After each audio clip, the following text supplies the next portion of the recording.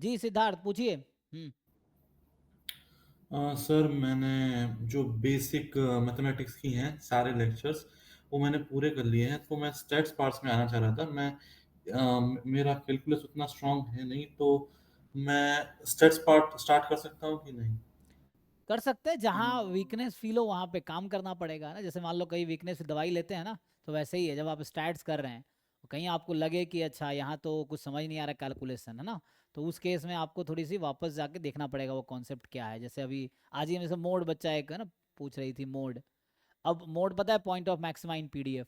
अब वो point of maxima ही निकाल पा रही, तो पॉइंट ऑफ मैक्सिमा तो 11 12 का कॉन्सेप्ट है। तो अगर आप वो भी नहीं निकाल पा रहे या भूल गए हैं तो एक बार जाके देख लीजिए, है ना। मतलब मुझे ऑब्वियसली लगता है कि बच्चा ग्रेजुएशन में तो उसको आता है, बस वो भूल गया है। उसने पढ़ा है 11 12 में, बस है ना भूल गया। तो इसको कोविड बीच में था, तो कोविड में कई लोग ऐसे ही चीज़ें सीख नहीं पाए बहुत अच्छी तरह, तो कोई दिक्कत नहीं है ना, कभी भी सीखा जा सकता है चीज़ें। सो बट बेसिक आपने क्या, अभी रिकॉर्डेड बैच में हो ना आप? नहीं सर, मैं लाइव में हूँ। अच्छा, लेकिन रिकॉर्डेड कवर कर रहे हैं आप?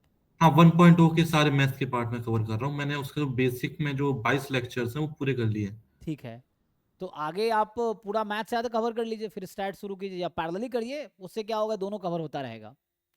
सर इसलिए मैं पूछ रहा था पैरेलली के लिए, क्योंकि मैं मतलब कौन सा सेक्शन कर सकता हूँ यूनिवेरिएट डिस्ट्रीब्यूशन प्रोबेबिलिटी का, मतलब जहाँ पे देखिए मुझे ज्यादा बेसिक कैलकुलस ना हो। बेसिक प्रोबेबिलिटी में जो है उसमें सेट थ्योरी यूज होगी। जो पहला पैराग्राफ सिलेबस का है, जैसे मैं आपको यहाँ दिखाऊं, तो ये जो सिलेबस है, जैसे स्टैट्स का जो ये पोर्शन है, इसमें सेट थ्योरी थोड़ा यूज होगा। काउंटिंग, कुछ principles, permutation, combination, set theory use होगा इसमें।